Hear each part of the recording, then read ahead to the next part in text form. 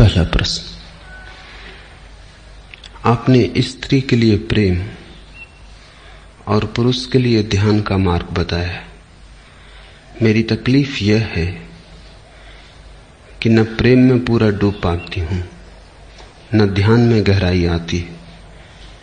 कृपया बताएं मेरे लिए मार्ग क्या है। धर्म ज्योति ने पूछा है।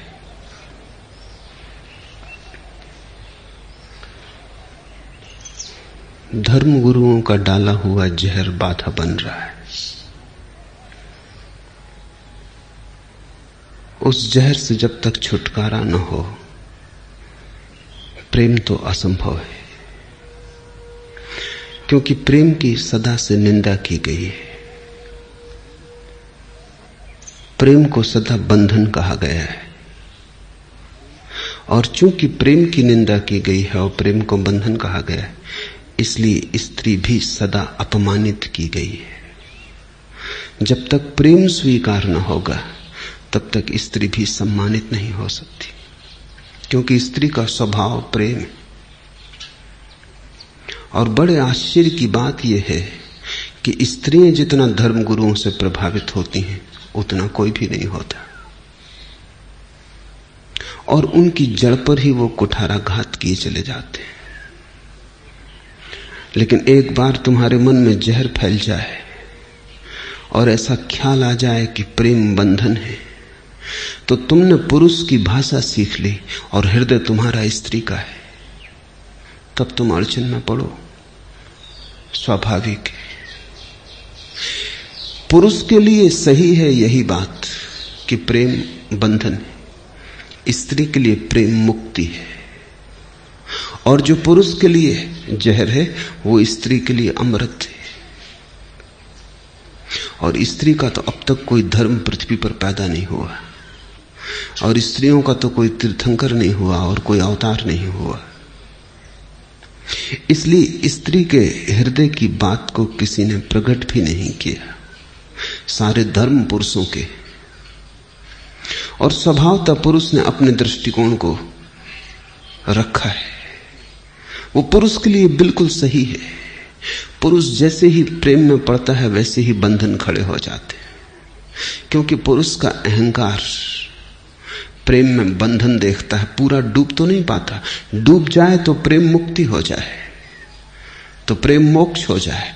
डूब तो नहीं पाता, मजबूरी में बेबसी में झुकता है, लेकिन भीतर अहंकार पीड़ा पाता है और सदा लगता है ये तो कारागृह हो गया, इससे कैसे छूटूं। स्त्री के लिए प्रेम बंधन नहीं मालूम होता, क्योंकि स्त्री पूरी ही झुक जाती है। समर्पण उसका स्वभाव है। कोई अहंकार पीछे नहीं बचता, तो बंधेगा कौन? जो बंध सकता था वो तो प्रेम में गिर ही गया। पुरुष कभी झुक नहीं पाता, इसलिए बंधा हुआ मालूम पड़ता है। मिट जाए तो बंधने को ही कोई नहीं बचता, प्रेम बांधेगा क्या? और जब बंधने को कोई नहीं बचता तो प्रेम मुक्त करता है, प्रेम परम स्वतंत्र हो जाता है। लेकिन समर्पण के बाद पुरुष की अड़चन है, संकल्प तो कर सकता है, समर्पण नहीं कर सकता। स्त्री की अड़चन है, समर्पण तो कर सकती है, संकल्प नहीं कर सकती। मगर इसको अड़चन बनाने की जरूरत नहीं है, जो जहां है वहीं से मार्ग खोजना चाहिए। दूसरे की भाषा मत सीखना, अन्यथा अड़चन होगी। धर्म ज्योति के साथ यही हुआ है, महात्माओं के सत्संग में रही है। महात्माओं ने पूरे मन को विकृत कर दिया है। उन्होंने जो भी सिखाया है वो पीछा नहीं छोड़ रहा है। मेरी बात भी सुन रही है, लेकिन महात्मा बीच में खड़े, वो मेरी बात को भीतर प्रवेश नहीं होने देते। उनका संस्कार पुराना है, और ऐसा भी नहीं कि एक जन्म का हो, बहुत जन्मों का हो सकता है। और जब तक ये महात्माओं की भीड़ विदा न होगी तब तक प्रेम तो संभव नहीं हो पाएगा। और प्रेम भी कहीं चुल्लू चुल्लू किया जाता है, थोड़ा थोड़ा किया जाता है, प्रेम तो बाढ़ है। प्रेम तो कोई हिसाब किताब नहीं रखता, वहां कोई गणित नहीं है। प्रेम तो तुम पूरे डूब जाओ तो ही है, नहीं तो नहीं है। लेकिन प्रेम शब्द में ही घबराहट मालूम होती। सदियों सदियों के संस्कार हैं। तो जब मैं तुमसे प्रेम की बात करता हूं तब भी तुम समझते हो ऐसा नहीं है, तब भी बात तुम तक पहुंच जाती है ऐसा नहीं है। पुरुषों तक न पहुंचे कोई अड़चन नहीं, क्योंकि ध्यान से उनके लिए सुविधा है। प्रेम से ज्यादा सुविधा है उनके लिए ध्यान के द्वारा। भक्ति पुरुषों को जमती ही नहीं, प्रेम के साथ तालमेल नहीं बैठता। और कभी अगर अपवाद रूप कोई पुरुष भक्त हो गया हो तो अपवाद रूप ही कोई स्त्री ध्यानी हुई है, लेकिन उससे नियम निर्मित नहीं होता। पुरुष ध्यान से जाएगा। ध्यान है परम संकल्प। ध्यान का अर्थ समझ लो। ध्यान का अर्थ है अकेले हो जाने की क्षमता, दूसरे पर कोई निर्भरता न रह जाए, दूसरे का ख्याल भी विस्मृत हो जाए। सभी ख्याल दूसरे के हैं, ख्याल मात्र पर का है। जब पर का कोई विचार न रह जाए तो स्व शेष रह जाता है, और उस स्व के शेष रह जाने में स्व भी मिट जाता है, क्योंकि स्व अकेला नहीं रह सकता, वो पर के साथ ही रह सकता है। जिस नदी का एक किनारा खो गया उसका दूसरा भी खो जाएगा। दोनों किनारे साथ साथ हैं। अगर सिक्के का एक पहलू खो गया तो दूसरा पहलू अपने आप नष्ट हो जाएगा। दोनों पहलू साथ साथ हैं। जिस दिन अंधकार खो जाएगा उसी दिन प्रकाश भी खो जाएगा। ऐसा मत सोचना कि जिस दिन अंधकार खो जाएगा उस दिन प्रकाश ही प्रकाश बचेगा। इस भूल में मत पड़ना, क्योंकि वो दोनों एक ही सिक्के के दो पहलू हैं। जिस दिन मौत समाप्त हो जाएगी उस दिन जीवन भी समाप्त हो जाएगा। ऐसा मत सोचना कि जब मौत समाप्त हो जाएगी तो जीवन अमर हो जाएगा। इस भूल में पड़ना ही मत। मौत और जीवन एक ही घटना के दो हिस्से, अन्योन्याश्रित है, एक दूसरे पर निर्भर है। तो जब पर बिल्कुल छूट जाता है तो स्वयं की उस निजता में अंततः स्वयं का होना भी मिट जाता है, शून्य रह जाता है। ध्यान की यही अवस्था है, उसको हमने समाधि कहा। दो शब्द बनाने चाहिए, ध्यान समाधि और प्रेम समाधि। समाधि तो दोनों में एक ही है, लेकिन दोनों के मार्ग बड़े अलग हैं। पुरुष को जो समाधि उपलब्ध होती, जो बुद्ध को उपलब्ध हुई, वह है ध्यान समाधि। पर को छोड़ा, स्व छूट गया, समाधि उपलब्ध हुई। मीरा को जो समाधि उपलब्ध हुई वो है प्रेम समाधि। पर को नहीं छोड़ा, स्वयं को समर्पित किया। इतना समर्पित किया कि स्व न बचा, पर ही बचा। और जब पर अकेला बचा तो पर भी मिट गया, समाधि उपलब्ध हो गई। जहां दो मिट जाते हैं वहां समाधि। लेकिन मीरा की समाधि प्रेम से आई, बुद्ध की समाधि ध्यान से आई। समाधि तो एक है, लेकिन मार्ग बड़ा अलग अलग है। बुद्ध की बात सुन सुन के प्रेम से आस्था उठ गई। पुरुष की उठ जाए कोई हर्जा नहीं, लाभपूर्ण है। लेकिन स्त्री की उठ जाए तो खतरा है, क्योंकि पुरुष के स्वभाव के तो अनुकूल है ध्यान का मार्ग, स्त्री के स्वभाव के अनुकूल नहीं है। और स्त्री पुरुष विपरीत है, इसलिए तो उनमें इतना आकर्षण है। और ऋण और धन विद्युत की तरह है, दिन और रात की तरह, जीवन और मृत्यु की तरह विपरीत है। और इसलिए तो इतना आकर्षण है। विपरीत में ही आकर्षण होता है, समान में तो विकर्षण हो जाता है। समान से तो ऊब हो जाती है, विपरीत में खोज और जिज्ञासा जारी रहती। अच्छा है कि पुरुष और स्त्री विपरीत, अन्यथा संसार में सब रस खो जाए। स्त्री और पुरुष जितने विपरीत हों उतना ही सुखद है। जितना उनके बीच फासला हो, जितना दोनों के बीच दूरी हो, और दोनों जितने एक दूसरे से भिन्न हो, उतना ही उनके बीच संबंध की गरिमा निर्मित होगी, संबंध के शिखर निर्मित होंगे। मनुष्य ने अपने अतीत में स्त्री और पुरुष को जितना भिन्न बन सके बनाने की कोशिश की थी, इसलिए प्रेम की बड़ी अनूठी घटनाएं घटी। पश्चिम में आधुनिक युग में स्त्री और पुरुष को पास लाने की चेष्टा की गई। प्रेम समाप्त हुआ जा रहा है, क्योंकि स्त्री पुरुष करीब करीब समान मालूम होने लगे। स्त्री पुरुष समान होने चाहिए न्याय की दृष्टि में,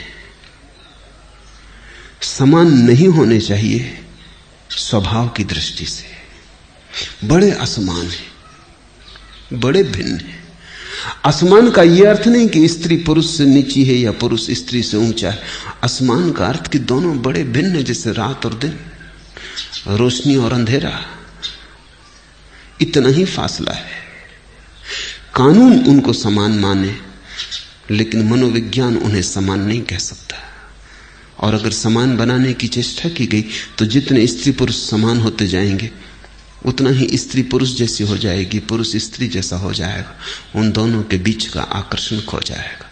उन दोनों के बीच जो एक मधुर तनाव है, प्रेम भी है और संघर्ष भी है। मधुर तनाव है, लगाव भी है और विरोध भी है। कभी फूल भी खिलते हैं, कभी कांटे भी चुभ जाते हैं, पास भी आते हैं, दूर भी हटते हैं। निमंत्रण भी है, अस्वीकार भी है। उन दोनों के बीच ये जो बड़ा खेल चलता है जीवन का, ये जो सारी लीला है जीवन की, वो मधुर है, वो शुभ है, सुंदर है। और उस सब का आधार यह है कि स्त्री समर्पण करने में कुशल है। स्त्री हार के जीतती है, उसके जीतने का ढंग वही है। वो चरणों में रख देती है अपने को और सिरताज हो जाती है। वो अपने को खो देती है और पुरुष के रोए रोए में समा जाती है। इसी से पुरुष घबराता है, क्योंकि पुरुष जानता है उसका समर्पण खतरनाक है। उसके समर्पण में ही बंधन पैदा हो जाता है।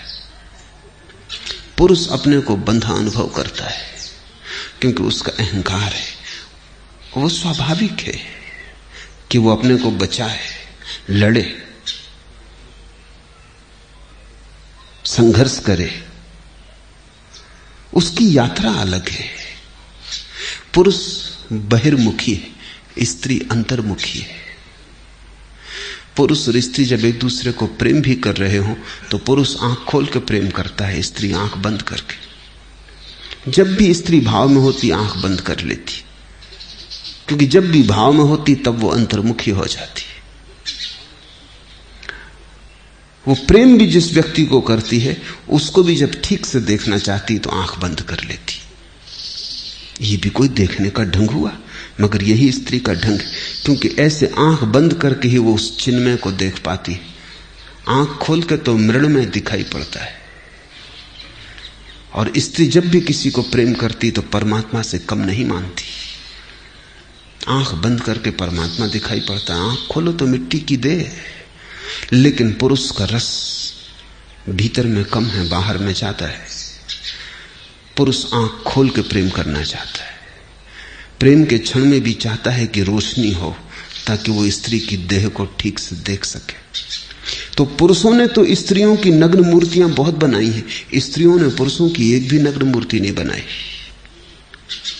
और पुरुषों ने तो स्त्रियों के नाम पर कितना अश्लील पोर्नोग्राफी और साहित्य और चित्र और पेंटिंग्स की हैं, स्त्रियों ने एक भी नहीं की। क्योंकि पुरुष का रस देह में, रूप में, रंग में, बहिर में। स्त्रियों को तो भरोसे नहीं आता कि शरीर के चित्रण में इतनी उत्सुकता क्यों है,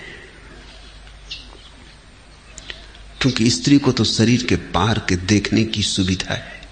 उसके पास एक झरोखा है जहां से वो देह को भूल जाती है और परमात्मा को देख लेती है। पुरुषों ने नहीं समझाया है स्त्री को कि पति परमात्मा है। ये स्त्रियों की प्रतीति है कि जिसको भी उन्होंने प्रेम किया उसमें परमात्मा देखा। जहां प्रेम की छाया पड़ी वहीं परमात्मा प्रकट होता है। जहां प्रेम की भनक आई वहीं परमात्मा के आने का प्रारंभ हो जाता है। प्रेम के पग ध्वनि में परमात्मा की पग ध्वनि अपने आप सुनाई पड़ने लगती है। लेकिन पुरुष बंधा अनुभव करता है, उसकी यात्रा बहिर यात्रा है। उसे चांद तारों पे जाना है, उसे दूर को जीतना है, उसे संसार को विजय करना है। ऐसे अगर घर में बंध जाएगा तो फिर ये दूर की यात्रा का क्या होगा? बाजार में कौन जीतेगा? दिल्ली में कौन विराजमान होगा? कहां जाएगा? कौन भागेगा? इस आपाधापी को कौन करेगा?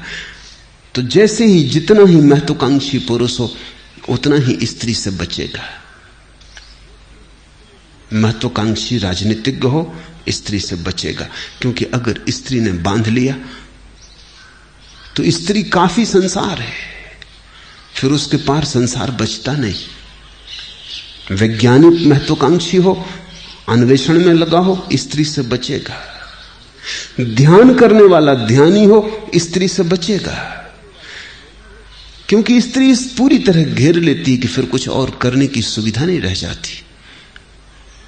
ध्यान न करने देगी, शास्त्र न पढ़ने देगी, चुनाव न लड़ने देगी, धन न कमाने देगी, क्योंकि चारों तरफ से घेर लेगी। स्त्री तुम्हारे चारों तरफ प्रेम का एक घर बनाती, उसमें तुम्हें लगता है कि तुम घुटे घुटे अनुभव करते हो, क्योंकि तुम्हारी महत्वाकांक्षा मरती। वही पुरुष स्त्री के प्रेम के लिए राजी हो सकता है जो अहंकार को छोड़ने को राजी हो। यह पुरुष के लिए बहुत कठिन है। इसका एक ही उपाय है उसके लिए, ध्यान, कि वो गहरे ध्यान में उतरे। तो मेरे देखने में ऐसा है कि अगर पुरुष गहरे ध्यान में उतर जाए तो ही प्रेम के योग्य हो पाता है, और स्त्री अगर प्रेम में उतर जाए तो ही ध्यान के योग्य हो पाती है। स्त्री सीधे ध्यान न कर सकेगी। तुम उसे लाख समझाओ कि चुप हो के शांत बैठ जाओ, वो कहेगी लेकिन किसके लिए? किसको याद करे? किसका स्मरण करे? किसकी प्रतिमा सजाए? किसका रूप देखें भीतर? मंदिरों में जो प्रतिमाएं हैं वो सभी स्त्रियों ने रखी। परमात्मा के नाम के जितने गीत हैं वो सब स्त्रियों ने गाए। भजन है, कीर्तन है, उसका अनूठा रस स्त्रियों ने लिया है। और पुरुष और स्त्री के बीच बड़ी बेबूझ पहेली है, वो एक दूसरे को समझ नहीं पाते। समझें भी कैसे? तुम जिस स्त्री के साथ जीवन भर रहे हो या जिस पुरुष के साथ जीवन भर रहे हो उसको भी समझ नहीं पाते, क्योंकि भाषा अलग है, यात्रा अलग है, दोनों के सोचने का, होने का ढंग अलग है। जिस दिन दुनिया में ठीक ठीक समझ आएगी उस दिन स्त्री का मनोविज्ञान अलग होना चाहिए, पुरुष का मनोविज्ञान अलग। उन दोनों के मन अलग हैं, इसलिए सिर्फ मनोविज्ञान कहने से कुछ भी ना होगा। मनोविज्ञान से क्या पता चलता है? किसका मनोविज्ञान, स्त्री का या पुरुष का? स्त्री का मन का ढांचा ही अलग है, पुरुष के मन का ढांचा अलग है। इसलिए पुरुष महावीर और बुद्ध बन जाता है। महावीर को हमने नाम दिया जिन, जिसने जीत लिया। बुद्ध को हमने नाम दिया बुद्ध, जो जाग गया। लेकिन मीरा से पूछो जीता, मीरा कहेगी हारे। कृष्ण को और जीतने की बात ही बेहोती है, परमात्मा को जीतने की बात ही बेहोती है। जीतने की भाषा में ही आक्रमण और हिंसा है। अब थोड़ा समझो, महावीर जैसे अहिंसक को भी हमने जिन कहा, लेकिन जिन शब्द में ही हिंसा है। जीता, विजय, वो भाषा ही क्षत्रिय की है, वो भाषा पुरुष की। अब महावीर वैसे परम ध्यान को उपलब्ध हुए, ज्ञान को उपलब्ध हुए, लेकिन भाषा तो पुरुष की ही रहेगी। मीरा से पूछो जीता, मीरा कहेगी तुम समझे ही नहीं, प्रेम में कहीं कोई जीतता है, हारते, मगर हार ही वहां जीत है। मीरा से पूछो जागी, मीरा कहेगी जागना वहां कहां है, वहां तो खोना है, वहां तो मिटना है, वहां तो बेहोशी ही होश है। अब इसको थोड़ा समझ लेना, मीरा के लिए बेहोश हो जाना होश है और हार जाना जीत जाना है। महावीर और मीरा को मिला दो, इनके बीच बड़ी कठिनाई खड़ी हो जाएगी, इनके बीच चर्चा ना चल सकेगी, इनकी भाषा अलग होगी। जैसे दोनों दो अलग भाषाएं बोलते हो, एक जर्मन बोल रहा हो और एक जापानी, और कहीं कोई तालमेल ना बैठता हो, बैठेगा नहीं। पुरुष के लिए स्त्री पहेली रही है, स्त्री के लिए पुरुष पहेली। स्त्री सोच ही नहीं पाती कि तुम किस लिए चांद पर जा रहे हो, घर काफी नहीं। वही तो यशोधरा ने बुद्ध से पूछा जब वो लौट कर आए कि जो तुमने वहां पाया वो यहां नहीं मिल सकता था। ऐसा जंगल भागने की क्या पड़ी थी, ये घर क्या बुरा था। अगर शांति होना था तो जितनी सुविधा यहां थी इतनी वहां जंगल में तो नहीं थी। तुमने कहा होता हम तुम्हें बाधा ना देते, हम तुम्हें एकांत में छोड़ देते, हम सारी सुविधा कर देते कि तुम्हें जरा भी बाधा ना पड़े। लेकिन बुद्ध को अगर यशोधरा ऐसा इंतजाम कर देती कि जरा भी बाधा ना पड़े, यशोधरा अपनी छाया भी न डालती बुद्ध पर, तो भी बुद्ध बंधे बंधे अनुभव करते, क्योंकि वो अनजाने तार यशोधरा के चारों तरफ फैलते जाते और भी ज्यादा फैल जाते। वो छाया की तरह चारों तरफ अपना जाल बुन देती। वो घबरा के भाग गए। जो भी कभी भागा है जंगल की तरफ प्रेम से घबरा के भागा, और क्या घबराहट, कहीं प्रेम बांध ना ले, कहीं प्रेम आसक्ति ना बन जाए, कहीं प्रेम राग ना हो जाए। स्त्रियों को जंगल की तरफ भागते नहीं देखा गया, क्योंकि स्त्री को समझ में नहीं आता भागना कहां है, डूबना है, डूबना यहीं हो सकता है।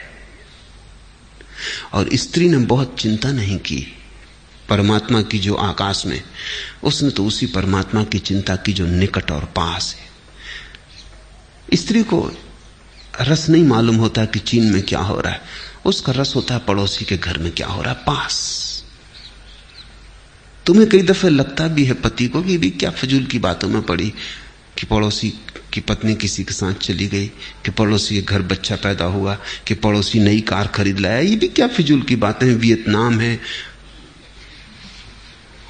इजराइल है, बड़े सवाल दुनिया के सामने है। तू ना समझ पड़ोसी के घर बच्चा हुआ, ये भी कोई बात है। लाखों लोग मर रहे हैं युद्ध में, इस एक बच्चे के होने से क्या होता है। स्त्री को समझ में नहीं आता कि तुम पड़ोसी के घर बच्चा पैदा होता है, इतनी बड़ी घटना घटती है, एक नया जीवन अवतीर्ण हुआ कि पड़ोसी की पत्नी किसी के साथ चली गई, एक नए प्रेम का आविर्भाव हुआ। तुम्हें इसका कुछ रस ही नहीं। इजराइल से लेना देना क्या है, इजराइल से फासला इतना है कि स्त्री के मन पर उसका कोई अंकुरण नहीं होता, कोई छाप नहीं पड़ती, दूरी इतनी है। स्त्री परमात्मा जो बहुत दूर है आकाश में, उसमें उत्सुक नहीं। परमात्मा जो बहुत पास है, बेटे में है, पति में है, परिवार में है, पड़ोसी में है, उसमें उसका रस है, क्योंकि दूर जाने में उसकी आकांक्षा नहीं है, यहीं डूब जाना है। और जिसे डूबना है वो कहीं भी डूब सकता है, लेकिन जिसे जीतना है वो हर कहीं नहीं जीत सकता। जीतने के लिए तो इंतजाम करना पड़ेगा युद्ध का, जीतने के लिए तो संघर्ष की व्यवस्था करनी पड़ेगी। हारने के लिए थोड़ी कोई व्यवस्था करनी पड़ती, जीतने के लिए व्यवस्था करनी पड़ती। हारना तो कभी भी हो सकता है निहत्ते, उसके लिए कोई शस्त्रों का थोड़ी आयोजन करना पड़ेगा, सेनाएं थोड़ी इकट्ठी करनी पड़ेंगी। हारना तो अभी हो सकता है, जैसे हो तुम वैसे ही, लेकिन जीतने के लिए तो बड़ा उपाय करना पड़ता है, फिर भी पक्का नहीं कि जीत पाओगे। तो महावीर के जीवन में बड़ा आयोजन है, वो विजय की यात्रा है। मीरा के जीवन में कोई भी आयोजन नहीं है। वो जहां थी वहीं नाचने लगी, वो जहां थी वहीं दीवानी हो गई। महावीर को होश साधना है, मीरा को बेहोशी साधनी है। तो ये धर्म ज्योति की तकलीफ में समझता हूं, साधुओं ने बिगाड़ा, और वो महात्मा अभी भी इसके चित्त पर भारी है। ये मेरे पास भी आ गई है तो भी आ नहीं पाई। संस्कार इसके वहीं जड़ता के, इसलिए प्रेम मुश्किल है, और ध्यान तो स्त्री को मुश्किल होता ही है। जब प्रेम ही ना हो पाएगा तो ध्यान तो हो ही ना सकेगा। प्रेम से ही ध्यान की तरफ जाने का रास्ता है। बेहोशी से ही होश सधेगा, हार से ही विजय मिलेगी। तो जितने जल्दी हो सके उतने जल्दी जो जहर के संस्कार दिए गए हैं उनको छोड़ दो, उनको हटाओ। इन संस्कारों के कारण तुम ठीक से स्त्री ही ना हो पाओगी, तुम्हारा हृदय प्रमुदित ना होगा, तुम खिल ना पाओगी। ध्यान रखो, अगर प्रेम ही ना सधा तो ध्यान तो कैसे सधेगा। प्रेम को ही साध लो तो ध्यान भी सध जाएगा। प्रेम की ही अन्यतम गहराई में ध्यान का फूल खिलेगा। वही स्त्री के लिए मार्ग है। हां, कुछ कभी कभी अपवाद स्वरूप कुछ स्त्रियों ने ध्यान भी साधा है, लेकिन अपवाद को मैं नियम नहीं बनाता। कश्मीर में एक स्त्री हुई लल्ला, उसकी महावीर से बैठ जाती बात। वो महावीर जैसी ही नग्न रही, कोई दूसरी स्त्री पूरी पृथ्वी पर नहीं रही। जैसे महावीर नग्न रहे ऐसी ही लल्ला भी नग्न रही। अकेली ही स्त्री है वो पूरे मनुष्य जाति के इतिहास में जो जंगल की तरफ भागी और नग्न हो गई। कश्मीर में उसका बड़ा आदर है। कश्मीरी कहते हैं हम दो ही शब्द जानते हैं, अल्लाह और लल्ला। मगर लल्ला स्त्रियों की प्रतिनिधि नहीं है, वो अपवाद है। ऐसे ही चैतन्य हुए पुरुषों में वो अपवाद है, वो पुरुषों के प्रतीक नहीं है। प्रतीक तो महावीर ही है। चैतन्य नाचे स्त्रियों जैसे, भक्ति विभोर, ठीक है, लेकिन उनसे नियम नहीं बनते। और हमेशा ध्यान रखना, नियम से चलने की कोशिश करना। और जो अपवाद है वो पूछने ना आएगा, जो नियम है वही पूछने आया है। अपवाद जो है वो तो पूछते ही नहीं। अपवाद अगर धर्म ज्योति होती तो ध्यान सधने लगता। अपवाद नहीं है, है तो स्त्री गलत बातों के प्रभाव में पड़ गई। पुरुषों का जहर सिर पर हावी हो गया है। अब वो बाधा डाल रहा है, वो प्रेम नहीं करने देता। और जितना ये ध्यान करने की कोशिश करती है वो झूठी है। ये कोशिश सिर्फ प्रेम से बचने के लिए करती। इसकी जो ध्यान की कोशिश चल रही है वो सिर्फ इसीलिए ताकि प्रेम में ना उलझना पड़े। और प्रेम तो पाप है, प्रेम तो झंझट है,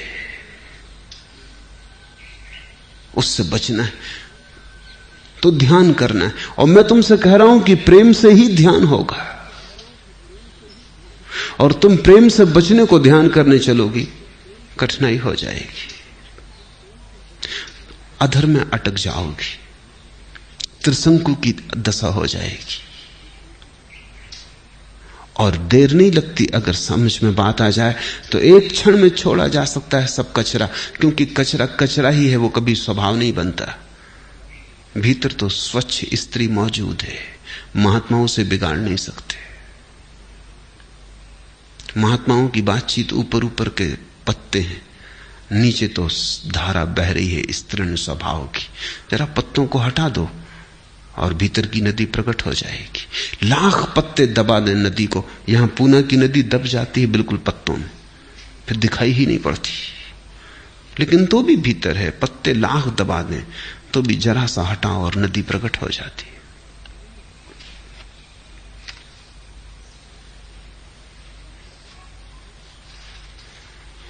मैंने पूछा था कि है मंजिले मकसूद कहां, खिज्र ने राह बताई मुझे मैं खाने की।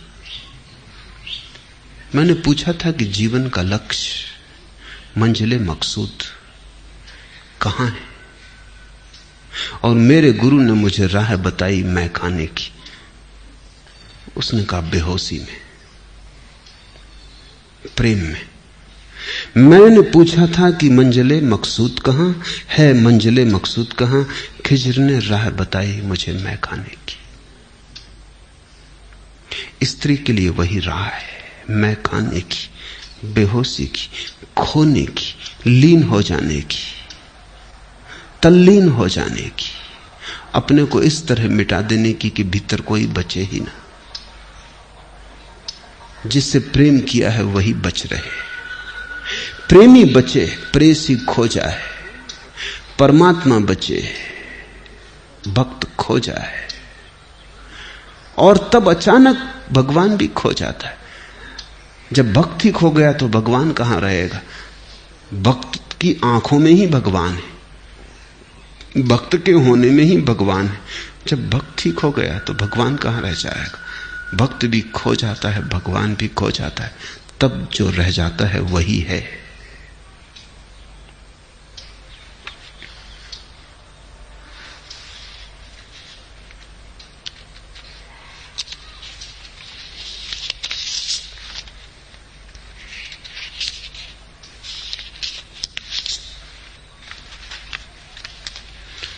दूसरा प्रश्न, बुद्ध की मनोचिकित्सा और आज की पश्चिमी मनोचिकित्सा में क्या भेद है? आज का मनोविज्ञान क्या कभी धर्म की खोज में पहुंच पाएगा? बड़ा भेद है और बुनियादी भेद है।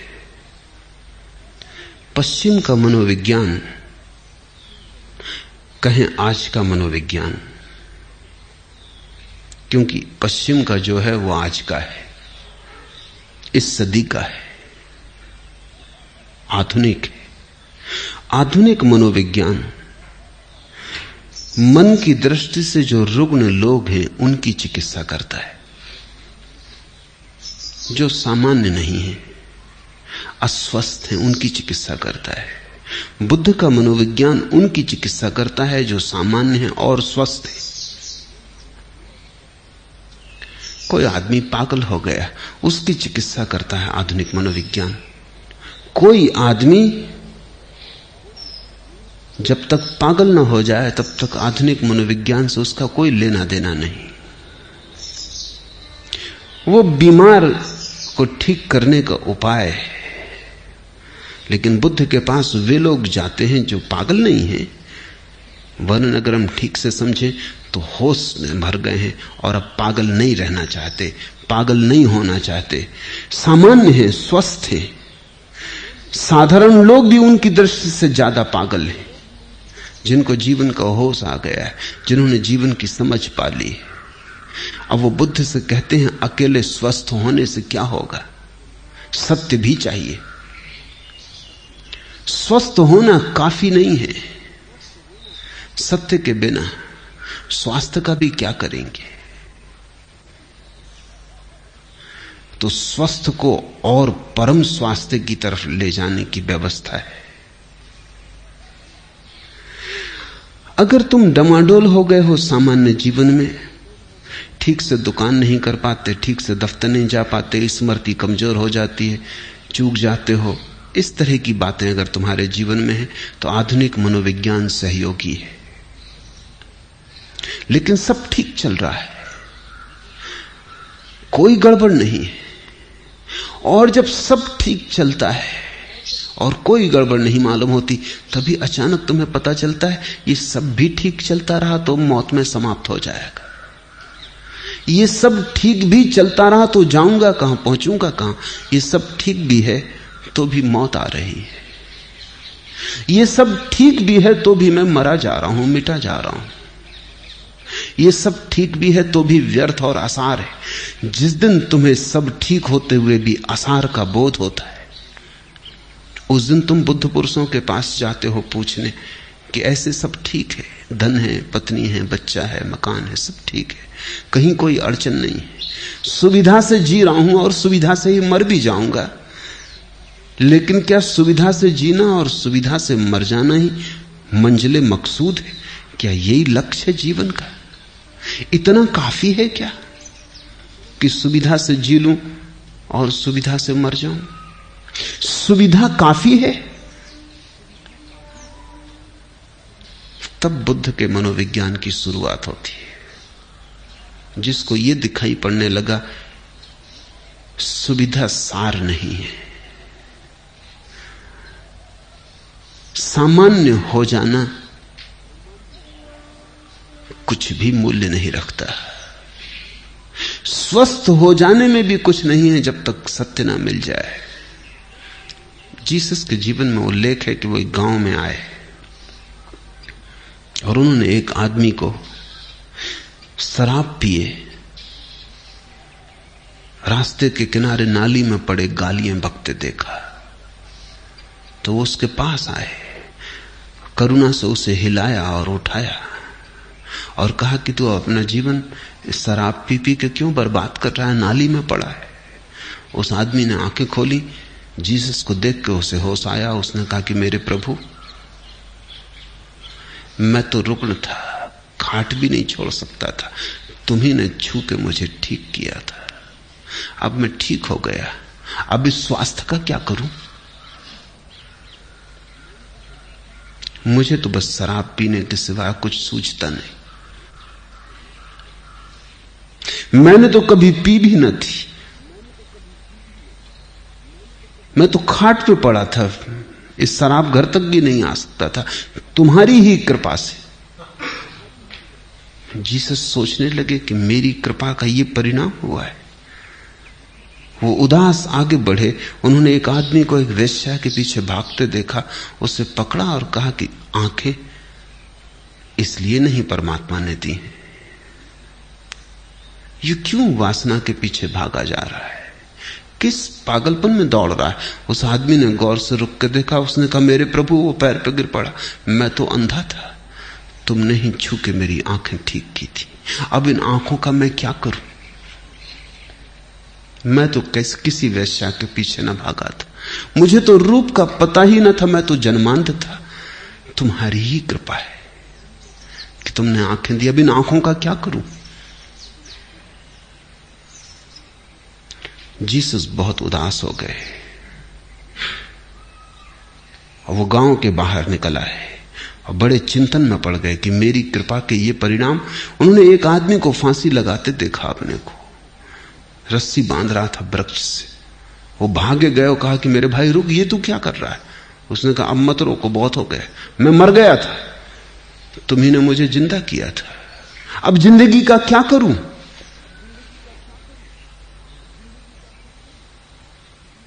ये तुम्हारी ही कृपा का कष्ट में भोग रहा हूं, अब बहुत हो गया, अब मत रोकना, और मर जाऊं तो मुझे जिलाना मत।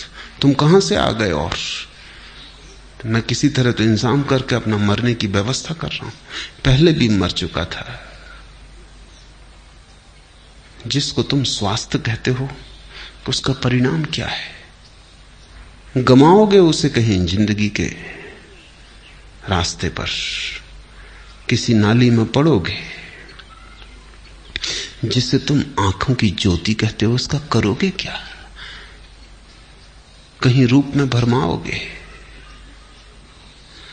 और जिसे तुम जीवन कहते हो उसका भी क्या उपयोग है सिवाय आत्महत्या के? कोई धीरे धीरे करता है, कोई जल्दी करता है, कोई एक ही छलांग में कर लेता है, कोई आत्महत्या करने में 70 साल लगाता है। इससे कोई फर्क नहीं पड़ता। इससे कुछ ये पता नहीं चलता कि तुम में और उस आत्महत्या करने वाले आदमी में कोई फर्क है। वो जरा हिम्मतवर रहा होगा, एक झटके में करना चाहता था, तुम कमजोर हो, धीरे धीरे करते हो, रोज रोज मरते हो। तुम कर क्या रहे हो यहां पृथ्वी पर सिवाय मरने के? बुद्ध का मनोविज्ञान वहां से शुरू होता है जहां तुम्हारे पास सब है और प्रतीति होती है कि कुछ भी नहीं। आज का मनोविज्ञान दीन और रुग्ण के लिए है, बुद्ध का मनोविज्ञान सम्राट और समर्थ के लिए है, जिसके पास सब है और अनुभव में आया कुछ भी नहीं है, हाथ खाली। ऐसे हाथ भरे हैं हीरे जवाहरातों से, मगर हीरे जवाहरात व्यर्थ हैं। जिसको भरी जिंदगी के बीच जिंदगी उजाड़ मालूम पड़ी, संपत्ति के बीच विपत्ति दिखाई पड़ी, स्वास्थ्य के बीच सिवाय रोगों के घर के और कुछ भी मालूम ना पड़ा, और जिंदगी केवल मौत की तरफ यात्रा मालूम पड़ी, वो बुद्ध के पास जाता है। बुद्ध का मनोविज्ञान परम जीवन का मनोविज्ञान, उस जीवन का जिसका फिर कोई अंत नहीं, शाश्वत का, सनातन का। एस धम्मो सनातनो, वो उस धर्म और नियम की बात करते हैं जिससे सनातन उपलब्ध हो जाए, शाश्वत उपलब्ध हो जाए। पश्चिम का मनोविज्ञान धीरे धीरे बुद्ध के मनोविज्ञान के करीब सरक रहा है, सरकना ही पड़ेगा। देखो, पश्चिम के चिकित्सा शास्त्र का नाम है मेडिकल साइंस। उसका मतलब होता है औषधि विज्ञान। पूरब ने, हमने जो औषधि विज्ञान बनाया उसको नाम दिया है आयुर्वेद। औषधि का नाम नहीं दिया, आयु का विज्ञान। और विज्ञान भी नहीं, वेद, विधायक। औषधि तो नकारात्मक है, बीमारी हो तो औषधि का उपयोग है, बीमारी ना भी हो तो भी आयुर्वेद का उपयोग है, क्योंकि वो केवल जीवन का विज्ञान है। वो सिर्फ बीमारी की फिक्र नहीं करता कि बीमारी हो तो औषधि देके मिटा दो, बीमारी ना भी हो तो जीवन को कैसे गुणनफल करो, जीवन को कैसे बढ़ाओ। पूर्व पश्चिम की दृष्टि में यह फर्क है। पश्चिम फिक्र करता है कांटा निकाल लेने की, पूर्व फिक्र करता है फूल को भी रख देने की। पश्चिम फिक्र करता है दुख निकाल लो, पूर्व फिक्र करता है आनंद को जन्माओ। दुख को निकाल लेना काफी नहीं है, दुख भी ना हो जीवन में तो भी जरूरी थोड़ी है कि आनंद हो।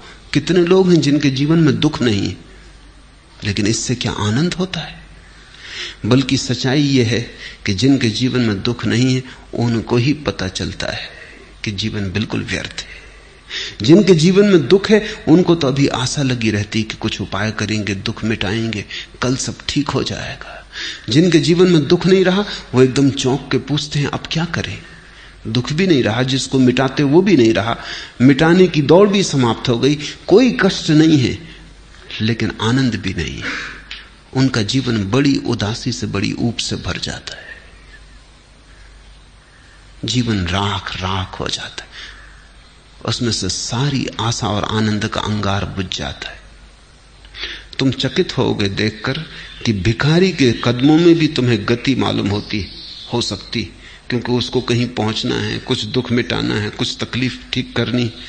सम्राट के पैर बिल्कुल ही बोझिल हो जाते, न कहीं पहुंचने को, न कुछ पाने को। जो पहुंचना था पहुंच चुके, जो पाना था पा लिया। अब एक इतना बड़ा प्रश्न बन के खड़ा हो जाता है। अब सिर्फ घसीटते हैं, अब सिर्फ मौत की राह देख रहे हैं कि कब आए, कब छुटकारा दिलाते। दुख का न हो जाना आनंद नहीं है।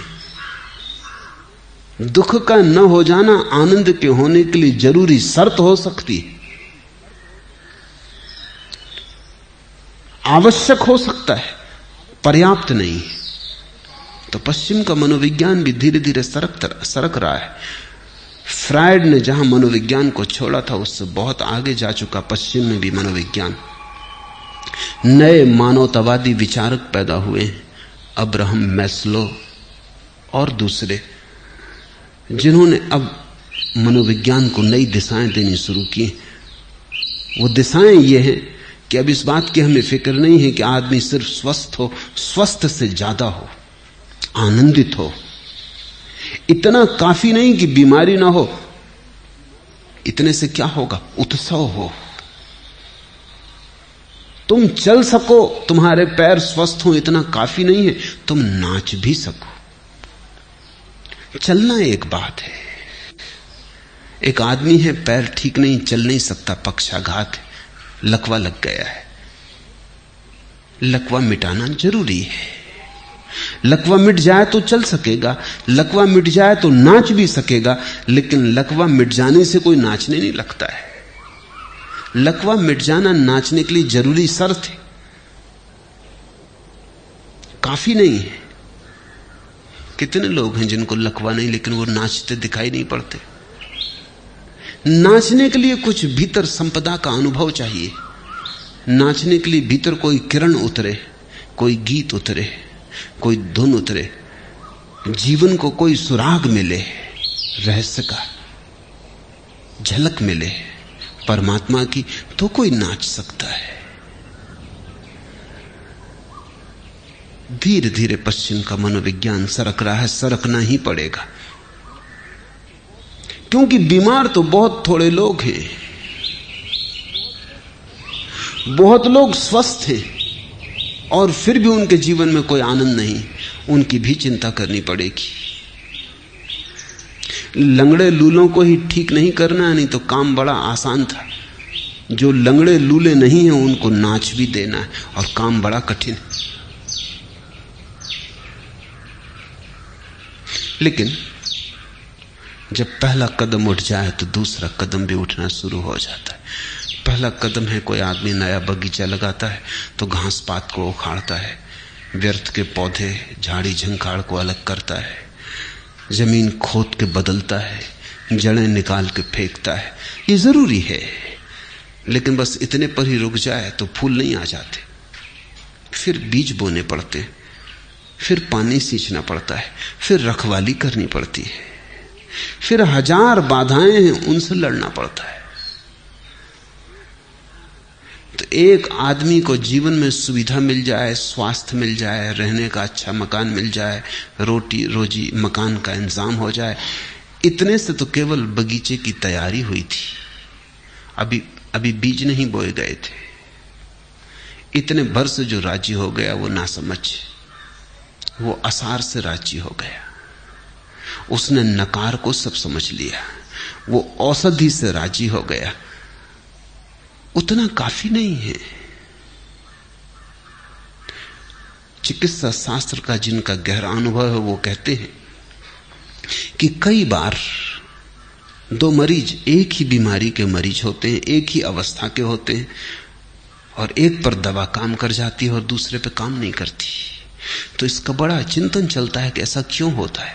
खोजबीन से पाया गया कि जिस आदमी पर दवा काम कर जाती है वह आदमी जीना चाहता है, जीने की आकांक्षा है, जीवेषणा है, औषधि काम कर जाती। वो जो दूसरा आदमी जिस पर औषधि काम नहीं करती, वही बीमारी है, वही अवस्था है, वो जीना नहीं चाहता, वो उदास हो गया, वो थक गया, उसने आशा छोड़ दी, फिर औषधि काम नहीं करती। मेरे देखे जो लोग मन से रुग्ण हैं वे वही लोग हैं जिनको जीवन में सुख का कोई सुराग नहीं मिला और उन्होंने आशा छोड़ दी, वो हताश हो गए। उनको तुम खींच तान के खड़ा भी कर दो तो भी नचा ना सकोगे। खींच तान के खड़ा किया जा सकता है, धक्का मुक्की दे के चलाया भी जा सकता है, बैसाखियां भी दी जा सकती हैं और किसी तरह उनमें गति लाई जा सकती है, लेकिन नाच बैसाखियों से नहीं आता और न धक्का दे के कोई नाच ला सकता है। नाच तो उनके अंतर्ग्रह में उतरे, कोई द्वार खुले, कोई झरोखा खुले, भीतर नई रोशनी आए, नई हवा आए, परमात्मा उनके भीतर पुनर्जन्म ले। तभी पूरब में हमने आनंद का विज्ञान निर्मित किया है, पश्चिम का विज्ञान केवल दुख से कैसे छुटकारा हो। इसलिए पश्चिम में दुख से छुटकारा हो भी गया और लोग बड़े बेचैन हो गए हैं, सुख आता दिखाई नहीं पड़ता। इसलिए पश्चिम का मनोविज्ञान एक एक कदम आगे बढ़ रहा है और आज नहीं कल बुद्धों के मनोविज्ञान से उसका संबंध जुड़ जाएगा।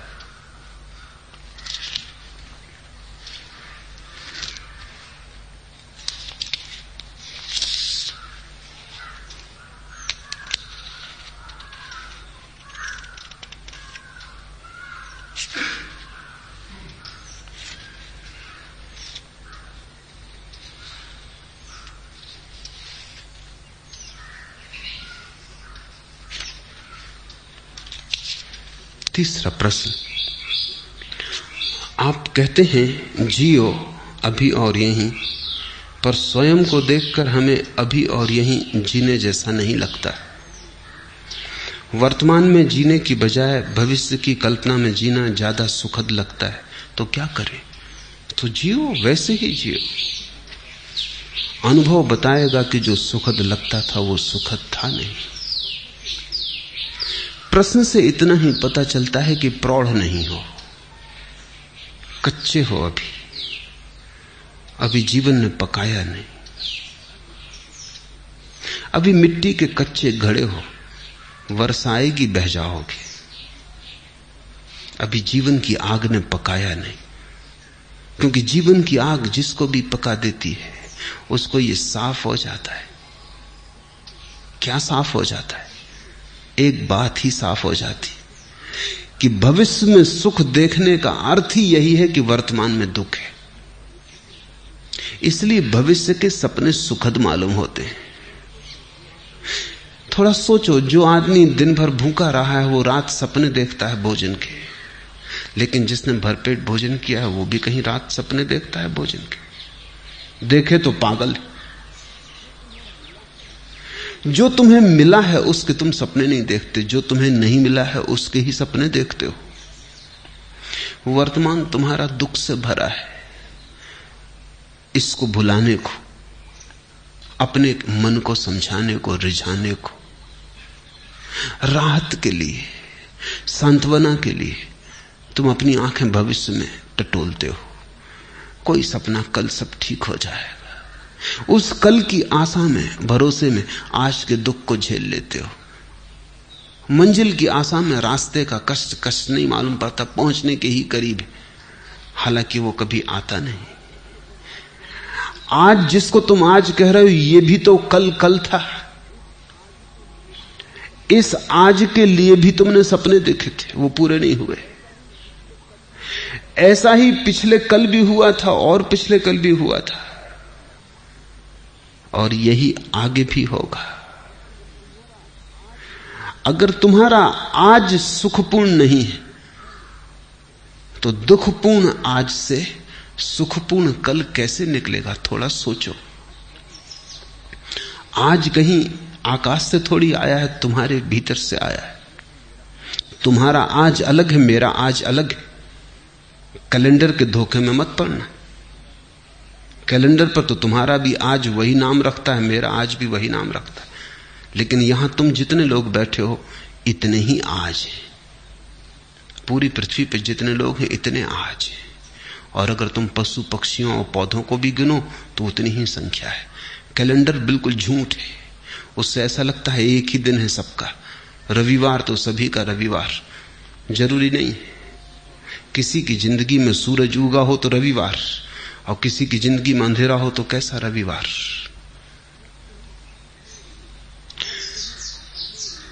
आज कहीं आकाश से नहीं उतरता है, समय कहीं बाहर से नहीं आता है, समय तुम्हारे भीतर से पैदा होता है। तुम ही आज को जीकर कल को पैदा करोगे। तुम्हारे ही गर्भ में निर्मित होता है कल। कल निर्मित हो रहा है आज, और इसलिए मैं कहता हूं आज और अभी जी लो, और इतने आनंद से जियो, ऐसे भरपूर जियो कि जो तुम्हारे गर्भ में निर्मित हो रहा है वो भी रूपांतरित हो जाए, वो तुम्हारे आनंद को पकड़ ले। अगर आज तुम दुख में जी रहे हो, कल की आशा कर रहे हो सुख की, आशा से पैदा नहीं होगा कल। कल तो तुमसे पैदा होगा, तुम जैसे जी रहे हो उससे पैदा होगा, तुम्हारे अस्तित्व से पैदा होगा, तुम्हारे सपनों से नहीं। समझो, एक मां बीमार है और उसके गर्भ में एक बेटा है।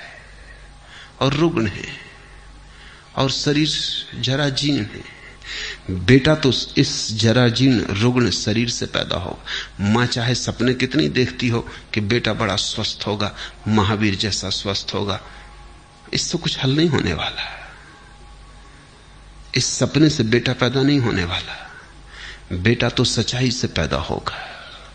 तुम्हारा कल तुम्हारे सपने से पैदा नहीं होगा, तुम्हारे आज की असलियत से पैदा होगा, हकीकत से पैदा होगा। तुम आज क्या हो? अगर तुम नाच रहे हो तो तुमने आने वाले कल के लिए नाच दे दिया।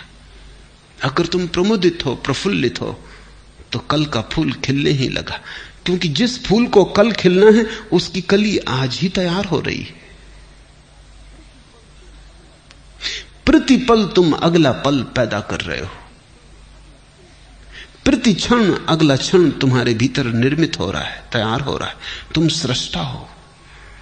तुम अपने समय को खुद पैदा करते हो। इसलिए मैं तो कहता हूं आज जियो, लेकिन तुम्हें लगता है वर्तमान जीने जैसा नहीं लगता। अगर वर्तमान जीने जैसा नहीं लगता तो कल भी तो वर्तमान होकर ही आएगा, फिर वो भी जीने जैसा नहीं लगेगा। परसों भी वर्तमान होकर ही आएगा, वो भी जीने जैसा नहीं लगेगा। तो इसी को तो मैं आत्मघात करना कहता हूं। तो आत्महत्या कर रहे हो, जी नहीं रहे हो। जीने का कोई और उपाय नहीं है, आज ही है और आज ही जीना है। जीने जैसा लगे या ना लगे इससे कोई फर्क नहीं पड़ता। जीने का और कोई ढंग है ही नहीं। जीना तो यही होगा। कल के भुलावे में मत पड़ो। कल के भुलावों ने बहुतों को डुबाया है। आज जियो। ये क्षण खाली ना चला जाए। ये क्षण अवसर है, इसे तुम ऐसा ही मत गंवा देना। कुछ बना लो इसका, कुछ रस ले लो इसमें, कुछ भोग लो इसे, कुछ पहचान लो इसे। इसका स्वाद उतर जाने दो तुम्हारे प्राणों में। ये ऐसा ही ना चला जाए, क्योंकि अगर समय ऐसा ही जाता है तो समय को ऐसे ही चले देने की आदत मजबूत होती चली जाती। फिर धीरे धीरे समय को गंवाना तुम्हारी प्रकृति हो जाती। भोगो इसे, चूसो इस क्षण को, निचोड़ लो इसको पूरा। इसका रस जरा भी छूट ना जाए। यही परमात्मा के प्रति धन्यवाद है, क्योंकि उसने तुम्हें अवसर दिया, जीवन दिया, और तुमने ऐसे ही गंवा दिया। परमात्मा तुमसे यह ना पूछेगा। यहूदियों की किताब है तालमुद, बड़ी अनूठी किताब है। दुनिया में कोई धर्मशास्त्र वैसा नहीं। तालमुद कहती है कि परमात्मा तुमसे यह ना पूछेगा कि तुमने कौन कौन सी गलतियां की। गलतियों का वो हिसाब रखता ही नहीं, बड़ा दिल है। परमात्मा तुमसे पूछेगा तुम्हें इतने सुख के अवसर दिए, तुमने भोगे क्यों नहीं। गलतियों की कौन फिक्र रखता है, भूल चूक का कौन हिसाब रखता है। वो तुमसे पूछेगा इतने अवसर दिए सुख के, तुमने भोगे क्यों नहीं। तालमुद कहती है एक ही पाप है जीवन में, और वो है जीवन के अवसरों को बिना भोगे गुजर जाने देना। जब तुम आनंदित हो सकते थे आनंदित ना हुए, जब गीत गा सकते थे गीत ना गाया, सदा कल पर टालते रहे, स्थगित करते रहे। स्थगित करने वाला आदमी जिएगा कब, कैसे जिएगा। स्थगित करना ही तुम्हारे जीवन की शैली हो जाती। बच्चे थे तब जवानी पर छोड़ा, जवान हो तब बुढ़ापे पे छोड़ोगे, और बुढ़ापे में लोग हैं वो अगले जन्म पे छोड़ रहे हैं। वो कह रहे हैं परलोक में देखेंगे। यही लोक है एकमात्र, और यही क्षण है सत्य का, यही क्षण है।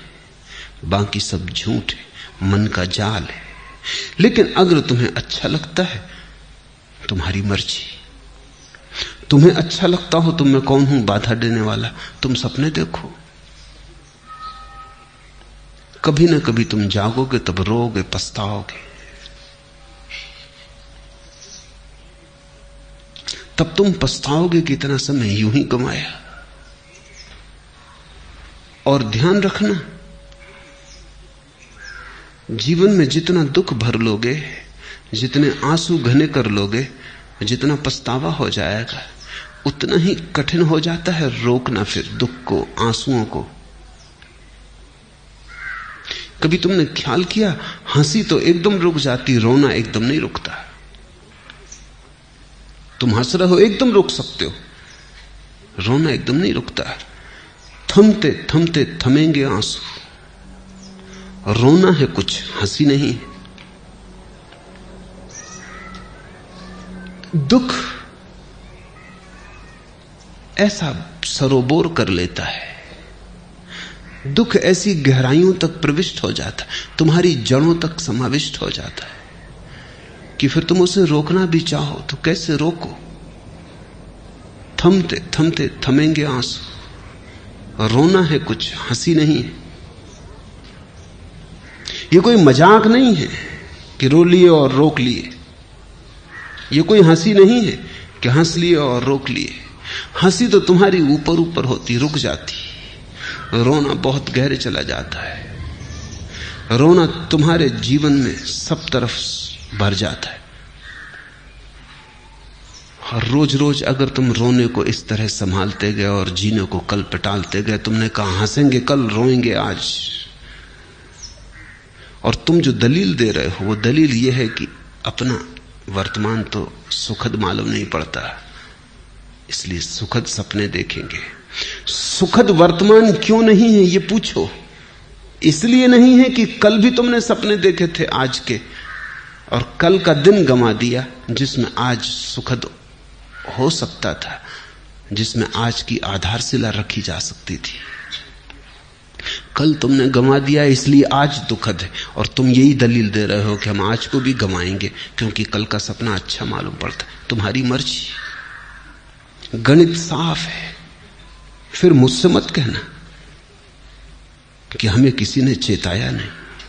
तुम्हें यह मौका न मिलेगा कहने का, यह ध्यान रखना कि हमें किसी ने चेताया नहीं। दूसरों को तो यह भी सुविधा है कहने की कि उन्हें किसी ने चेताया नहीं, लेकिन मैं तुम्हें रोज चेता रहा हूं।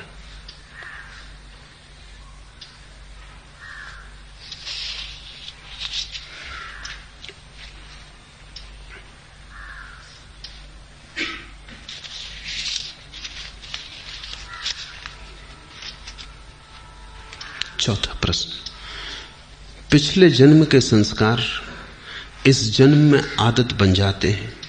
इस जन्म की आदतें अगले जन्म में फिर संस्कार बन जाएंगी।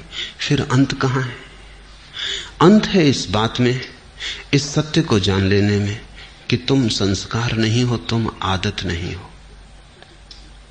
अंत है इस सत्य के प्रति जाग जाने में कि तुम पृथक हो।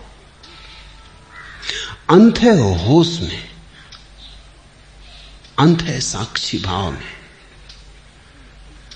निश्चित ही तुमने कल भी क्रोध किया था, परसों भी क्रोध किया था, आदत बन गई। आज किसी ने जरा सा उकसा दिया, अंगारा तो था ही भीतर, रोज रोज संभाला था, हो गए। राख भी जमी थी तो बस ऊपर जरा सी परत थी, किसी ने फूंक मार दी, परत झड़ गई, अंगारा बाहर आ गया, तुम क्रोध से भर गए। आज तुम क्रोध करोगे, कल के लिए फिर और तैयारी हो गई। ऐसे रोज रोज तुम अभ्यास बनाते जाओगे, संस्कार गहन होता जाएगा, और जितना संस्कार गहन हो जाएगा उतने ही तुम यंत्रवत हो जाओगे। कोई भी तुम्हारी बटन दबा दे तो क्रोध करवा दे, कोई भी तुम्हारी बटन दबा दे तो तुम प्रसन्न हो जाओ, कोई भी झुक के नमस्कार कर ले, तुम्हारी प्रशंसा कर दे तो तुम गदगद, कोई जरा गाली दे दे तो तुम जार जार, तुम यंत्रवत हो जाओगे। और बटने लोगों को पता हो जाती, सबको पता है एक दूसरे की बटने, कहां से दबा दो कि सब ठीक हो जाता है, कहां से दबा दो कि सब गड़बड़ हो जाता है। तुम मशीन हो क्या या मनुष्य हो? मनुष्य होने का इतना ही अर्थ है कि कोई तुम्हारी क्रोध की बटन दबाए चला जाए, लेकिन तुम कहते हो नहीं करना, तो बटन दबती रहती, वो आदमी थक जाता, लेकिन तुम क्रोध नहीं करते। तुम कहते हो मैं अपना मालिक हूं, जब करना चाहूंगा करूंगा, जब न करना चाहूंगा नहीं करूंगा। प्रतिक्रिया और क्रिया में यही फर्क है। प्रतिक्रिया में दूसरा मालिक है, तुम नहीं, और क्रिया में तुम मालिक हो, दूसरा नहीं। और बड़े मजे की बात है, प्रतिक्रिया बांधती है, क्रिया मुक्त करती है। जो अपने कर्म का मालिक है उसके कर्म का कोई संस्कार नहीं बनता, और जो अपने कर्म का मालिक नहीं है, जो प्रतिकर्म करता है, रिएक्ट होता है सिर्फ, उस आदमी के जीवन में बंधन बनते चले जाते हैं, रोज रोज जाल मजबूत होता चला जाता है। आखिर में तुम पाते हो तुम तो बचे ही नहीं, आदतों का एक ढेर, मुर्दा ढेर, जिसमें से जीवन कभी का उड़ चुका। पक्षी तो जा चुका है जीवन का बहुत पहले, कटघरा छूट गया है, पिंजड़ा छूट गया है। जागो इसके पहले की देर हो जाए, और आदतों से मुक्त होना शुरू करो। मैं तुमसे ये नहीं कह रहा कि बुरी आदतों से मुक्त हो जाओ और भली आदतें बना लो। तुम्हारे महात्मागण तुमसे यही कह रहे हैं, वो तुमसे कहते हैं बुरी आदतें छोड़ो, अच्छी बनाओ। मैं तुमसे कहता हूं आदत छोड़ो। बुरी और अच्छी आदत से कोई फर्क नहीं पड़ता। लोहे का हो पिंजड़ा की सोने का क्या फर्क पड़ता है। एक आदमी को सिगरेट पीने की आदत है, सारी दुनिया बुरी कहती। दूसरे को माला फेरने की आदत है, सारी दुनिया अच्छा कहती। जो सिगरेट पीता है वो अगर न पिए तो मुसीबत मालूम होती, जो माला फेरता अगर न फेरने दो तो मुसीबत मालूम होती। दोनों गुलाम हैं। एक को उठते ही से सिगरेट चाहिए, दूसरे को उठते ही से माला चाहिए। माला वाले को माला न मिले तो माला की तलफ लगती, सिगरेट वाले को सिगरेट न मिले तो सिगरेट की तलफ लगती। ऐसे बुनियाद में बहुत फासला नहीं है। सिगरेट भी एक तरह का माला फेरना है। धुआं भीतर ले गए बाहर ले गए, भीतर ले गए बाहर ले, मन के फिरा रहे हैं बाहर भीतर। धुएं की माला है, जरा सूक्ष्म है। कोई अपना कंकड़ पत्थर की फेर रहा है, जरा स्थूल है। असली सवाल आदत से मुक्त होने का है। मैंने ये नहीं कह रहा हूं कि माला मत फेरो, मैं ये भी नहीं कह रहा हूं कि सिगरेट पियो। मैं ये कह रहा हूं कि तुम मालिक रहो। कोई आदत ऐसी ना हो जाए कि मालिक बन जाए।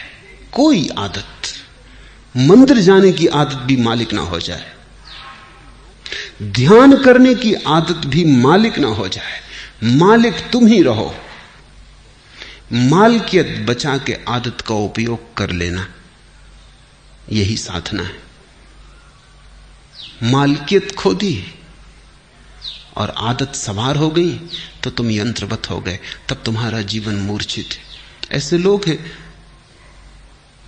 जो मेरे पास आके कहते हैं कि अगर पूजा ना करें रोज तो बेचैनी लगती। वो सोचते हैं कि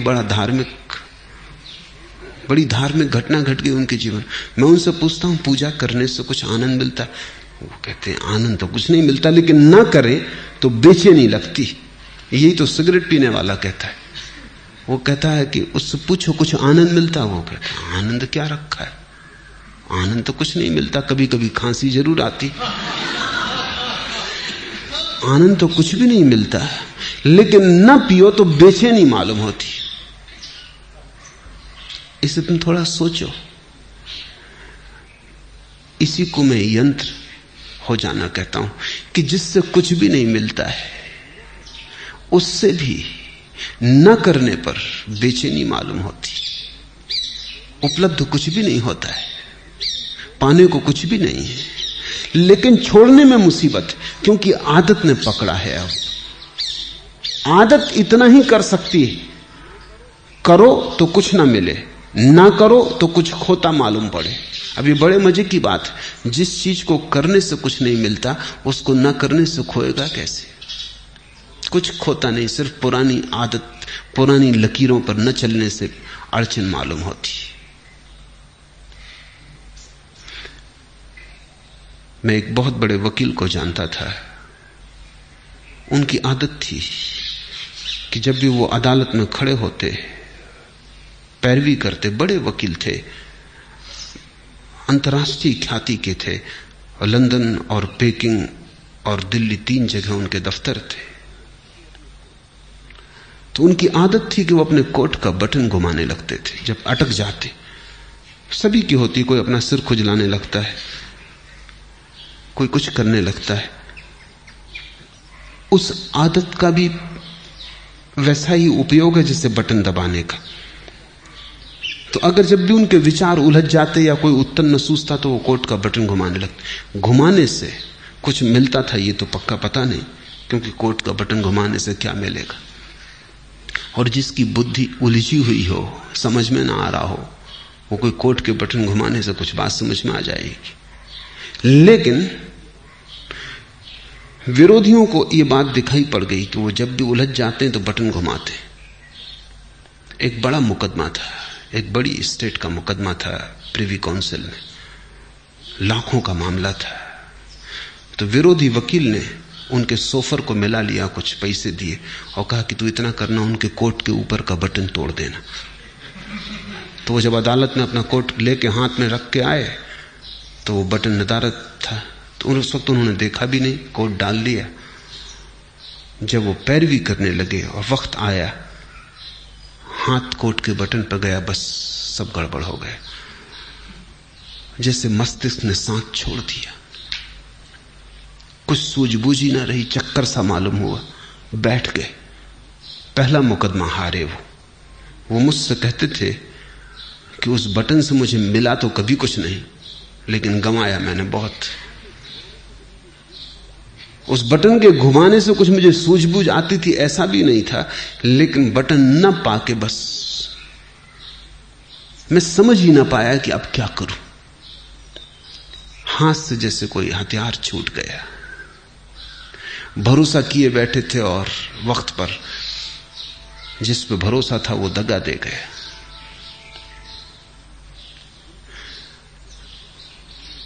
जिनको तुम आदतें कहते हो, बुरी हो या भली, इससे कोई भेद नहीं पड़ता।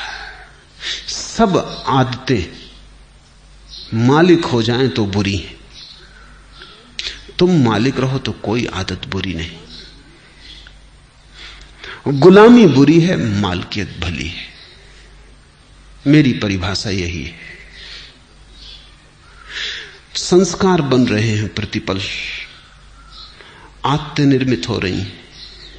तुम जरा दूर खड़े रहो, तुम अपनी मालकियत मत खो। निश्चित जीवन में आदतों की जरूरत है। अगर आदतें न हो तो जीवन बहुत कठिन हो जाएगा। आदतें जीवन को सुगम बनाती। तुम टाइपिंग सीखते हो या कार चलाना सीखते हो, अगर आदत न बने और रोज रोज फिर वहीं खड़े हो जाओ जहां पहले दिन खड़े हुए थे, फिर देखने लगो कि अब टाइप करने का फिर मौका आया, फिर सीखो, या कार चलाने का फिर नौबत आ गई, अब फिर से सीखो, तो जिंदगी बहुत असंभव हो जाए। तुम कार चलाना एक बार सीख लेते हो, आदत बन गई, फिर हाथ ही काम किए चले जाते हैं। फिर तुम्हें ध्यान भी देने की जरूरत नहीं होती। ठीक ठीक ड्राइवर गीत भी गुनगुना लेता है, बात भी कर लेता है, रेडियो भी सुन लेता है, और कुछ तो ड्राइवर ऐसे हैं कि झपकी भी ले लेते और गाड़ी चलती रहती। जीवन में आदत की जरूरत है, बस ध्यान इतना ही रखना जरूरी है कि आदत मालिक ना हो जाए। मालिक तुम बने रहो तो संसार में कुछ भी बुरा नहीं। स्वामित्व तुम्हारा हो तो संसार में सभी कुछ अच्छा है। स्वामित्व खो जाए, तुम गुलाम हो जाओ, तो वो गुलामी चाहे कितनी ही कीमती हो, खतरनाक है। हीरे जवाहरात लगे हों सींखों पर, जंजीरों पर, तो भी उनको आभूषण मत समझ लेना, वो खतरनाक है, वो महंगा सौदा है। अपने को गंवा के इस जगत में कमाने जैसा कुछ भी नहीं। हाँ, अपने को बचा के जितना खेल खेलना हो खेल ले सकते हो। जब परमात्मा ही लीला कर रहा है तो तुम क्यों परेशान हो? लेकिन परमात्मा मालिक है, और जब तुम भी अपनी आदतों और संस्कारों के मालिक हो जाओगे तो तुम भी अपने छोटे से संसार में परमात्मा हो जाते हो। बुद्ध ने इसी को होश कहा है कि सब करना लेकिन होश पूर्वक करना। कदम भी उठाना तो होश पूर्वक उठाना, उठना बैठना लेटना होश पूर्वक।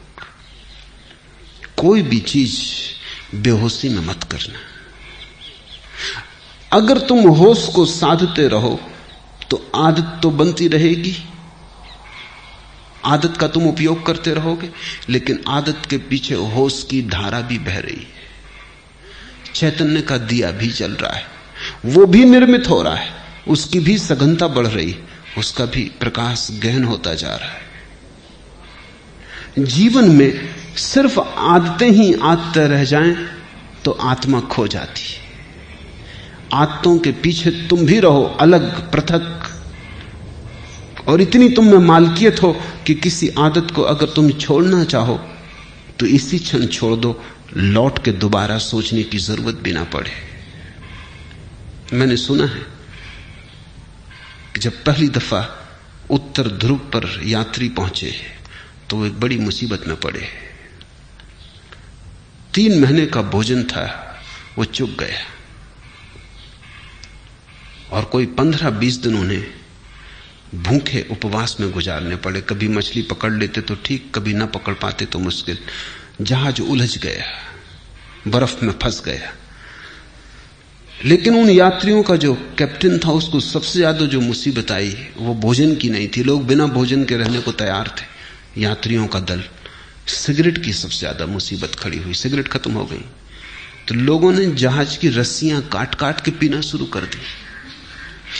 कैप्टन घबराया, उसने कहा अगर 20 दिन ये सिलसिला रहा तो फिर हम कभी वापस ना पहुंच पाएंगे। तुम रस्सी ही काटे डाल रहे तो ये जहाज आगे कैसे बढ़ेगा, ये पाल गिर जाएंगे।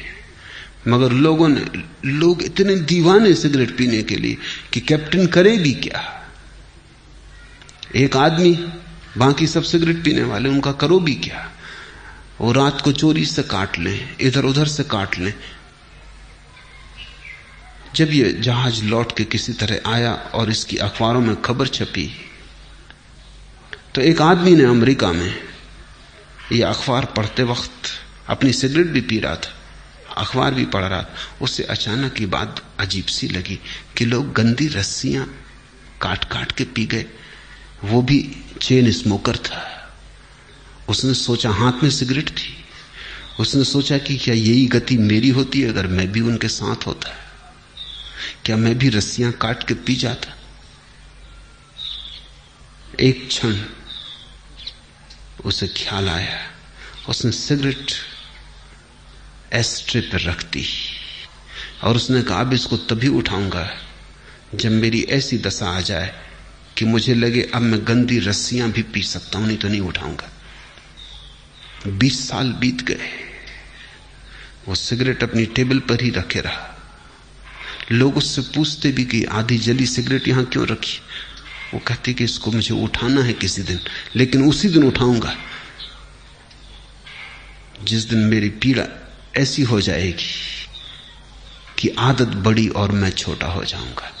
लेकिन मैं प्रतीक्षा कर रहा हूं, वो घड़ी आती नहीं। 20 साल बीत गए, मैंने 20 साल से सिगरेट नहीं पी है और याद भी नहीं आई है। मैं याद करने की कोशिश कर रहा हूं कि कभी भी आ जाए, क्योंकि मैं जानना चाहता हूं किस मुसीबत में जहाज के लोगों को रस्सियां पीनी पड़ेंगी।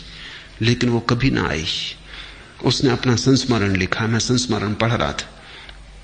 उसने संस्मरण में लिखा है कि मैं समझ नहीं पाता कि क्या बात हो गई, क्योंकि पहले भी मैंने कई बार सिगरेट छोड़ना चाहिए थी लेकिन नहीं छोड़ सका था।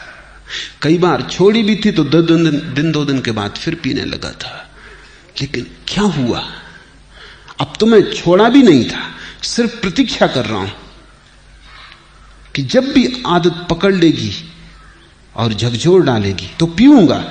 लेकिन मैं सिर्फ ये जानना चाहता हूं कि मैं भी उस जहाज में अगर होता तो क्या मैंने रस्सियां पी होती। 20 साल से आदत आई नहीं, मेरी समझ में नहीं आता कि हुआ क्या।